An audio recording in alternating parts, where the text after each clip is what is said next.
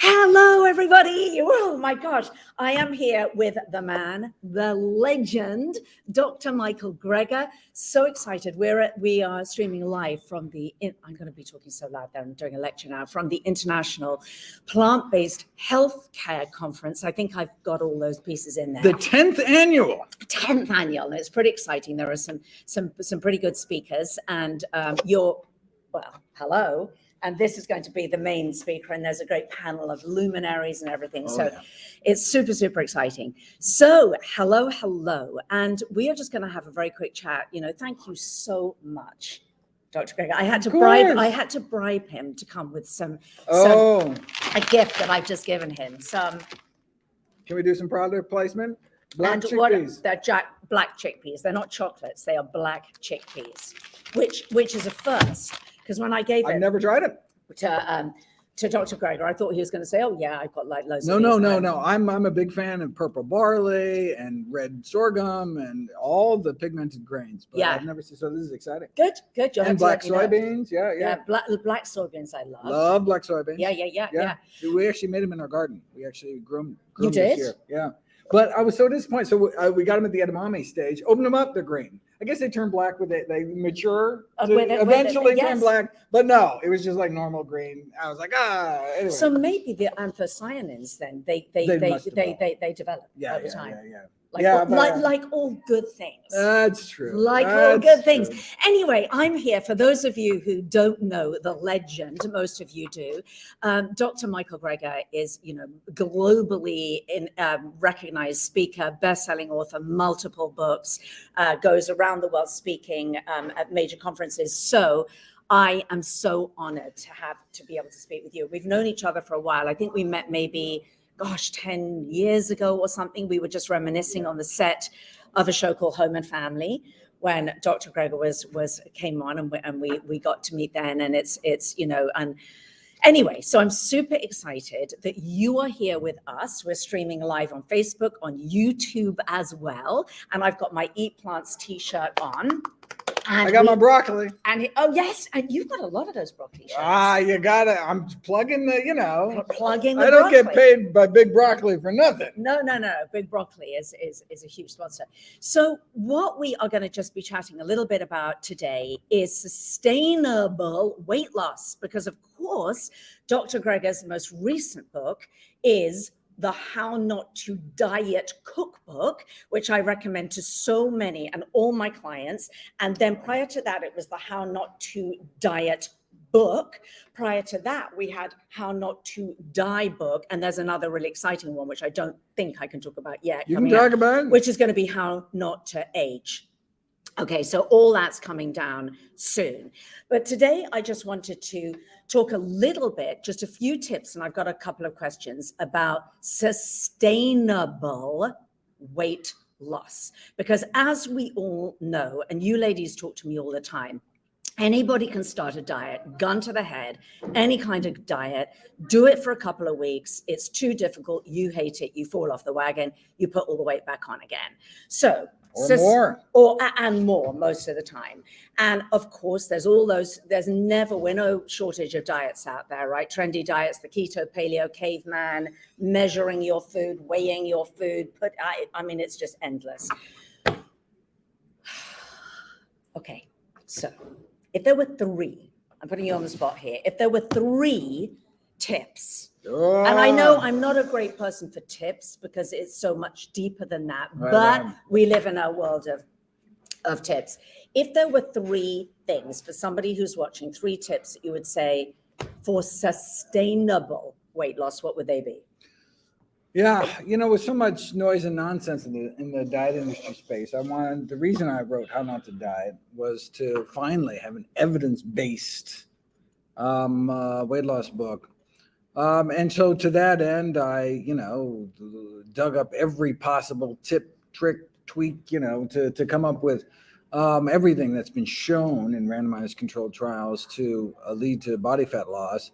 And so to that end, so the book really comes down to the most of all randomized controlled trials of weight loss in history. What is the most effective? Yeah. What has worked better than any other diet in history didn't mandate exercise. So put it exercise aside, and did not restrict portions. It wasn't calorie restricted. Okay. I mean, obviously you can lock someone in a closet and make them not eat or give them cigarettes or coffee or whatever. But in terms of something that's sustainable, because you can eat as much as you want, this is called ad libitum diet. There's one diet that's produced more weight loss in 6 and 12 months than any other diet ever tested in history, and it is the broad study out of New Zealand, a whole food plant-based diet. Eat plants. And so when you switch people to a diet centered around whole plant foods, they accidentally cut their caloric intake by about 40%. That's because whole plant foods are so calorically dilute. If you ate the same amount of food, then you're going to get about 40% less calories in. And so you're on a calorie restricted diet, but you don't even know it because you're full and you're satiated because you're eating a mountain of food, more food even than you were eating before, and are able to have this, sustainable weight loss for life. And of course, diets don't work by definition because you go on a diet, you get off a diet. Well, you need a healthy habit that you can live for the rest of your life. And you want to, if it's got to be lifelong, you want it to lead to a long life. So here we have the best of both worlds. The only diet ever been shown to reverse the progression of the number one killer of men and women, heart disease. Only one ever, whole food plant-based diet, just so happens to be the diet that showed the most weight loss compared to any other diet in the entire medical literature. Best of both worlds. I encourage people to give it a try. Thank you. All right. So we can't really, it's pretty simple. There you have it. And what I heard you say many, many years ago, and I love it, is that it's not about getting into a skinny coffin, right, ladies? Because seriously, I mean, you've just said it. Yeah. What are we talking about? So you would do a diet to try and lose weight, and then you're putting yourself at higher risk for heart disease, for cancer, for whatever. No. So right, nicotine helps with weight loss by boosting an enzyme known as the fat control in the body called AMPK, and it's very effective. Yeah. But it also, you don't want to drown to death of lung cancer. Yeah. And it's one of the most horrific ways to die. But you can boost that same enzyme with vinegar, with acetic acid. The metabolism of vinegar causes that same nicotine-like boost in AMPK. And so that's one of my 21 tweaks is to add 2 teaspoons of vinegar to each meal. And that can be done in a variety of ways. And because you get the same AMPK boost to lose weight, regardless of what you're eating the rest of the time. But it really comes down to the centering one's diet around whole plant foods. And then there's all these things to accelerate weight loss beyond that. That gets into the detail. Yeah. And we've got Christine on. She said it's the best thing I ever in caps did. And she's absolutely amazing. She lost she literally looks, I mean, Christine, you look 20 years younger, as you know. Somebody has asked a question. I've got a couple of questions here. So somebody asked a question saying, wow, this is a random question. What's the deal with millet possibly being bad for your thyroid? What? No, so there aren't goitrogens. Well, okay, millet, there's actually no such thing as millet. So millet is actually not a plant. So millet means any small grain. So teff is considered a millet. There's finger millet, there's kodo millet, there's what we typically think of as millet is what's called pearl millet, but there's a whole long list. So there's dozens of different types of things, and they're all called millet, but they're all different plants, and they all have different effects and different amounts of fiber and different phytonutrients. But I don't know of any of the millets that contain these so-called goitrogenic compounds that can interfere with the uptake of iodine into the thyroid gland, such that those who eat, for example, soy and broccoli, who have marginal iodine intake, can impair their ability of their thyroid to make thyroid hormones. The answer is not to remove these amazingly healthy foods like soy, broccoli, and flax seeds. It is to just make sure you have enough iodine. Then it doesn't matter how much soy or broccoli or flax seeds you eat, and you make all the thyroid hormone you want. So where do you get iodine from? Healthiest source is really sea vegetables. So I encourage people to snack on nori seaweed sheets that you make for sushi, soup or healthy snack. Add mild seaweeds like dulse or arame to soups, and I mean there's all sorts of ways. Seaweed salad. There's also kelp granules on things as well. Yep. So that's probably the healthiest sources of iodine, but there's certainly others. So you just, as long as you have enough iodine intake, you don't have to worry. So even if there is some millet out there, that has these carcinogenic compounds. You don't have to worry about it as long as you get unified. Great. And so that leads, and feel free to ask a couple of questions while we're live here, because it's not very often that we're going to have this man live. I would be happy anytime, anytime. But anyway, so here's another question. I was sent some of these questions, is talking about the autoimmune. So what I'm finding is, and a lot of the women who are here today and a lot of the women that I coach and whatnot, they have autoimmune of some kind or another, and they go to a functional doctor and they have a plethora of tests, and they're told that they, thyroid, you've got to probably eat animal flesh for that.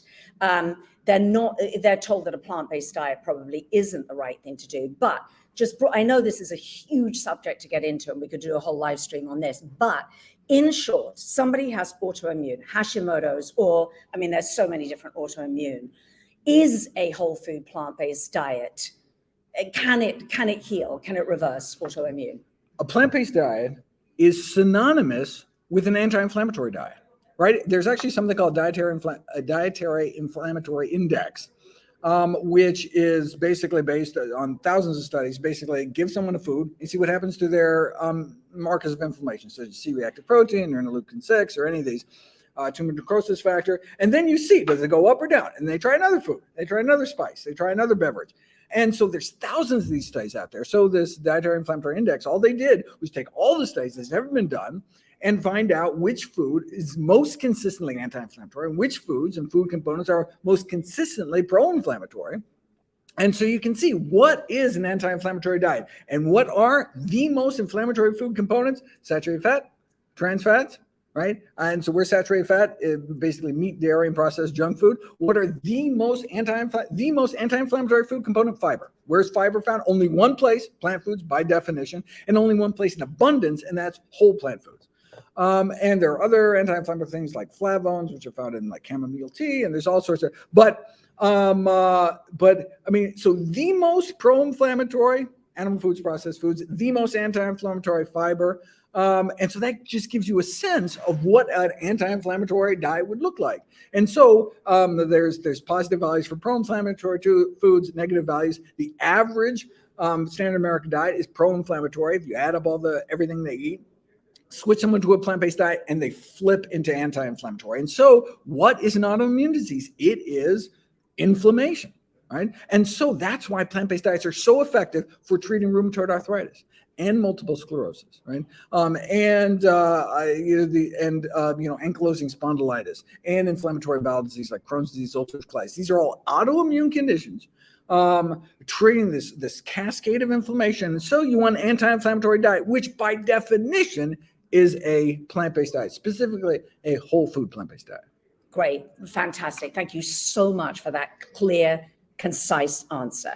Right, we have a question from, and I can't see who it was, but it was about I'm allergic or intolerant to soy. Now, I often quote you, and I think it's in one of your books, and you say 4%, only 4%, generally speaking, of the population is allergic to soy. What about those who think they might be, that they're getting some reaction to it or whatever? Anything about soy? Look, if you're allergic to soy, if you're allergic to any food, you stop eating it, period. Soy has a lot of wonderful things, but so do all the legumes, right? So if soy doesn't work for you, then have, eat lentils, right? Or eat chickpeas, or eat black chickpeas, even better. There's the reason we hear a lot about the soy benefits, is because we have a multi-million-dollar soy industry to fund these kind of studies. But when they actually went back let's look at all the other. So cholesterol there's actually an FDA claim, so you can actually say on something with soy in it, this food product lowers your cholesterol. So they have and there's very few foods that can claim that. Oats are another one. And so they went back and said, well, what are the cholesterol lowering benefits of pinto beans, for example, or of navy beans? And they found that actually non-soy legumes worked even better for lowering your cholesterol, right? They just didn't have this big kind of marketing giant behind it to, to push the paperwork through. So all legumes are fantastic. Yes, soybeans are fantastic. But if for whatever reason soybeans don't agree with you, you can't find them, then there's a whole plethora of legumes out there. I encourage people to explore and find some they love. Fantastic. Okay, so next question. A lot of women are told that in order to lose weight and sustainably lose weight, the typical advice that is often given by most doctors is Mediterranean diet, but it's a Mediterranean diet that includes chicken. The thing that I hear most often is I eat, when I say how much meat do you eat, they go, I just eat chicken, like it's a really good thing, lean chicken breast, salmon, and olive oil. And I cannot understand why I'm not losing weight. Could you please speak to that? Well, of course, I mean, there's no such thing as lean chicken anymore. I mean, 100 years ago, chicken was lean. It was about 2% fat by weight. But now there's more fat than there is protein in chicken, over 20% fat. And that's because these birds have been genetically manipulated through selective breeding to be fattier, because that means juicier. That means, I mean, the animal industry, their whole point is to increase the carcass fat content. And so, I mean, in fact, of all the meats, the one meat most associated with weight gain over time in these large population studies is actually chicken. So worse than beef. And so, these are calorie concentrated foods. So, I talk in the book about cutting out the crap, right? That's calorie rich and processed foods. And so chicken is a calorie rich food, just a tiny little portion, has lots of calories in it. For the same amount of calories, you can get much more food, much healthier food, actually get some fiber, some other things that help with weight loss.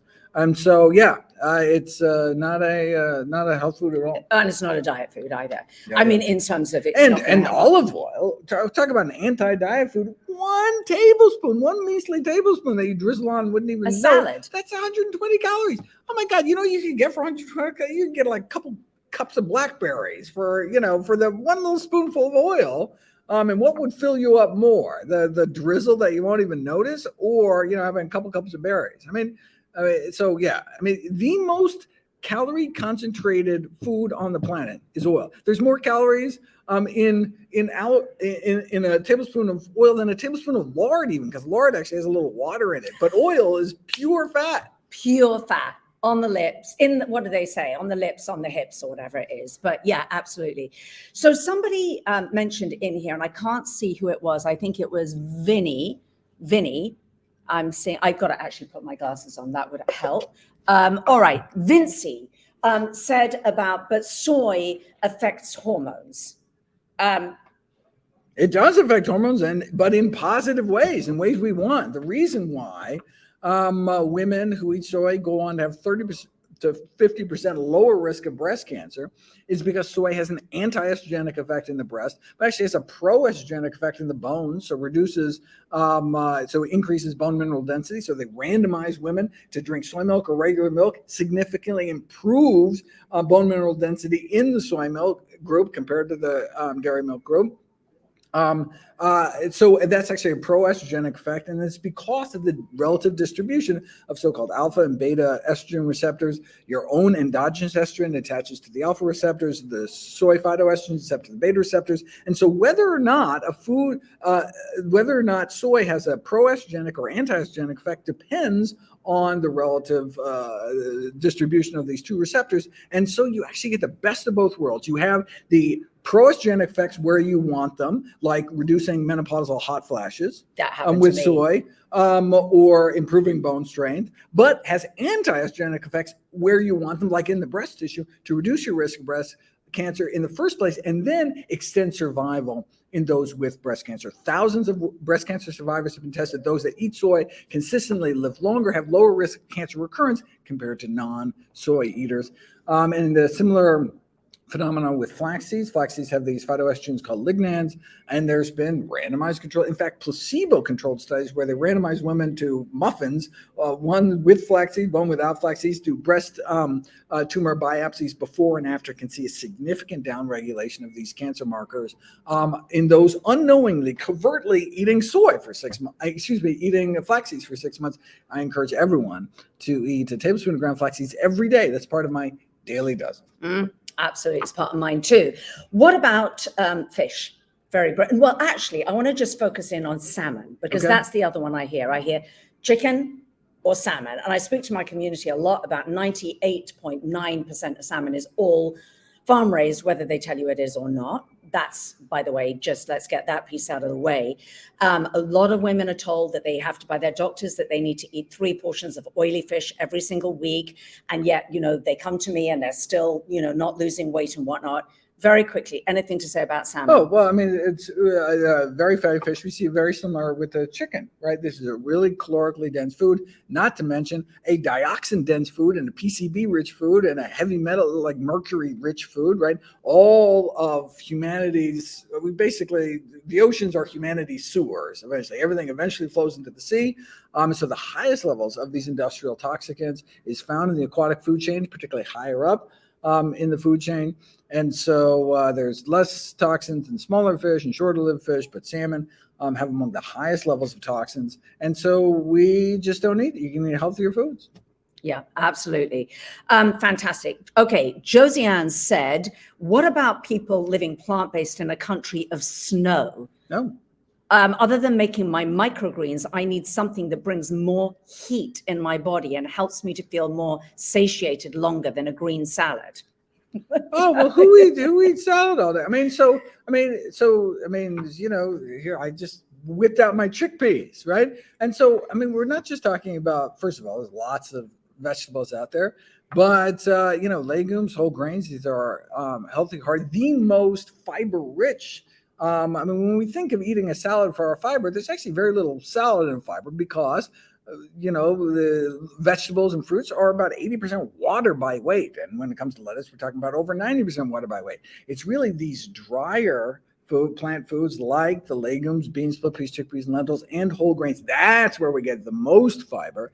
And the reason fiber helps control our appetite is because our microbiome, that's what these prebiotics, concentrated in legumes and whole grains, are turned by our good gut bugs into these short-chain fatty acids that are absorbed through our colon wall into our bloodstream, circulate into our brain, and actually dial down our appetite. And so eating whole grains for supper, you randomize people to eat whole grains for supper. They eat less next day at lunch. They feel as full, 100 calories less at lunch the next day. Wow. Because by then their good microbiome is eating that same, bean burrito or whatever you had the night before and churning out these compounds to reduce your cravings. Same things happen with greens for a different reason. And so these are the foods. And so for some people, there's this concept that protein is satiating. But even, reviews funded by the Meat, Egg, and Dairy Board show that although it feels satiating, people actually report subjectively they feel fuller after eating protein foods. If you follow them just 3 hours later at the next meal, it doesn't actually decrease the amount of calories they subsequently eat. Whereas you have a fiber-rich plant food, you not only get decreased consumption 3 hours later, you get it as much as 7 hours later, even the next morning or the next day. That's incredible. And get Dr. Greger's How Not to Diet cookbook, because you will see if you have that cookbook that the recipes are beautiful. They're warming recipes. There's not any little lettuce salad in there. We're talking intact grains. We're talking soups and stews and casseroles. And it's just mind-blowing what you can eat. You're making me hungry. And we have 2 beautiful women on. We have Christine and Daniela, both of whom, you should know, have completely changed their whole food plant-based 100% in every way that you lay down. Both have lost well over 50 pounds, I think even more actually, sustained over a very long period of time. And very notably, both have started becoming very active. Christine was in so much physical pain when she first started working with me. She felt she was in a cage. She couldn't get off a yoga mat without being assisted. Now she's about to go in 1 week to go hike down the Grand Canyon and up. So Sweet. There you go. So that's sweet. All right, couple more questions. Collagen. Yeah. I hear a lot of women asking about collagen. We're going a little bit off the weight loss thing here, but it's such a hot topic. Collagen supplements, bone broth. I hear a lot of women saying my joints ache, I've got this, that, the other, and I need to, and it's this marketing of these collagen supplements that's driving me crazy. Would you please talk to that? Yeah, I mean, so it's interesting. Collagen is the only incomplete protein basically in the food supply. So all plant proteins have all essential amino acids. And that's where all essential amino acids come from the soil. The only reason animals have any of them because they eat plants or eat animals that eat plants.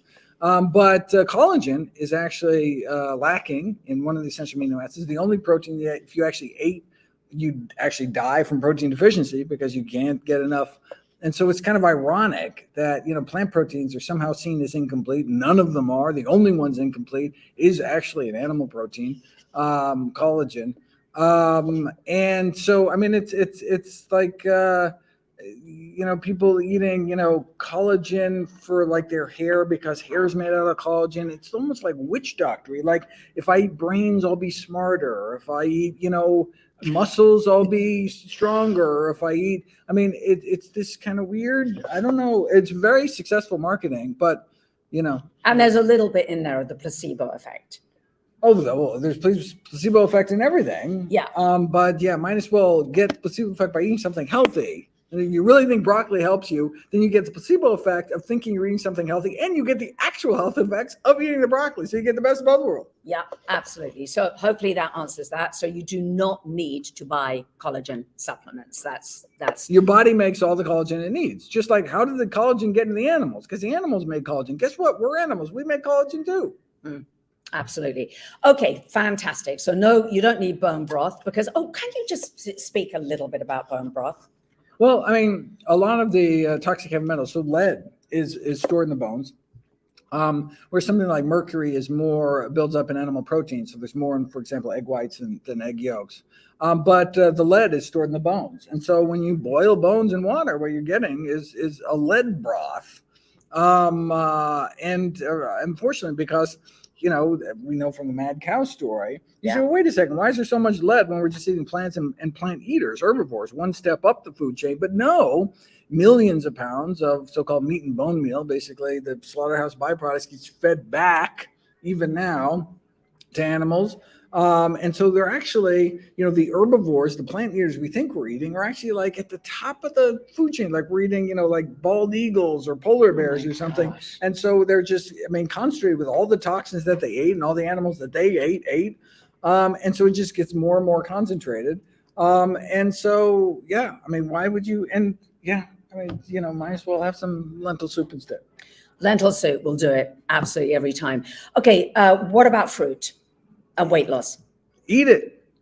Think of the calorie density of fruit. Right? You could. So, your stomach fits about expands fit about 4 cups of food. Right?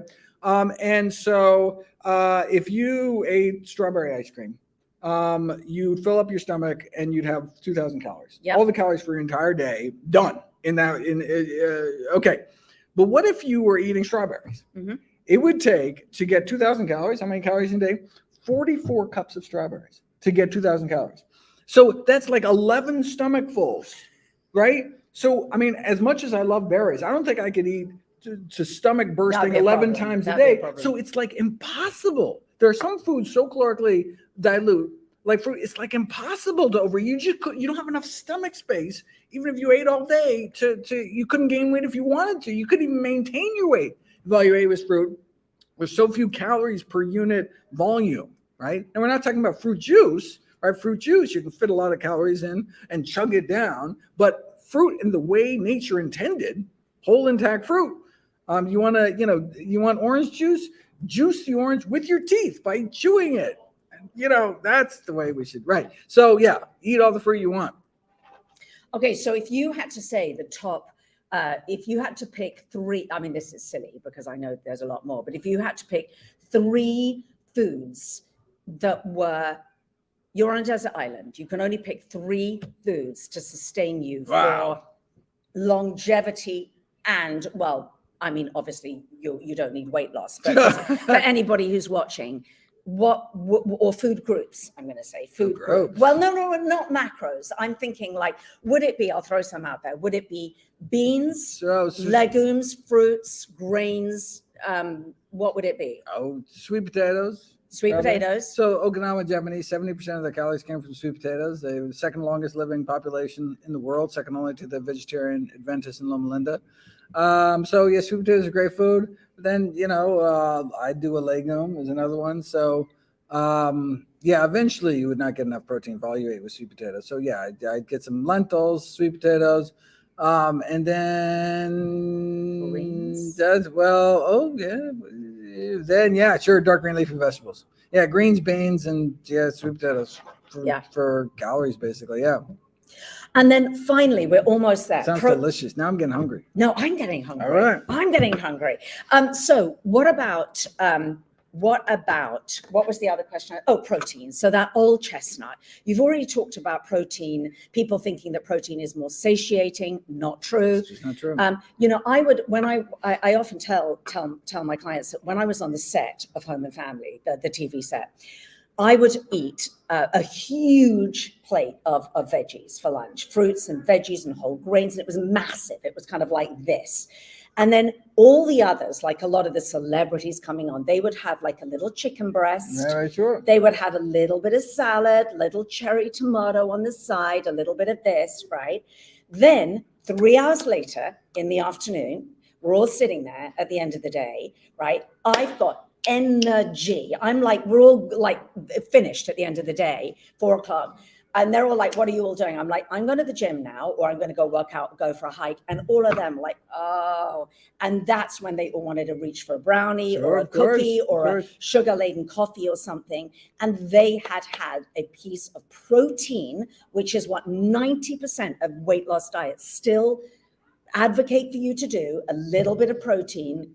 It's just, or have your protein, measure that, and 3 veggies or whatever for lunch, have your protein and 3 or 4 veggies for dinner. It just simply doesn't work for sustainable weight loss. Well, but the science shows it doesn't work. I mean, it's not just, these are not, there's actually an index for satiation. Like, what are the most satiating foods? And what you do is you give people, different foods, the same amount of calories, so different foods, and then you test them later to see how much it actually cuts down on future meal intake.